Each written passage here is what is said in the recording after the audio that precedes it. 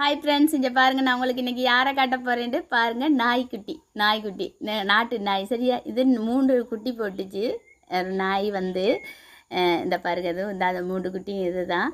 சரியா, இது நாங்கள் வளர்க்கையில் எங்கேயோ இருந்து வந்தது. பாவம், சரியா வருத்தத்தோடு வந்துச்சு. சரியா, 3 குட்டி போட்டுச்சு. 3 ஒன்று இருந்தால் அப்டிக்குவா இருக்குது. ஒன்று பாருங்கள், அந்த கடிப்பட்டு வருத்தத்தில் இருக்குது. இன்னொன்று அடிபட்டு செத்துட்டுது அந்த 3 குட்டியில். இது ஒரு கடுவன் நாய். இந்த தாய் இந்த இப்போ நின்றுச்சு காணையில்.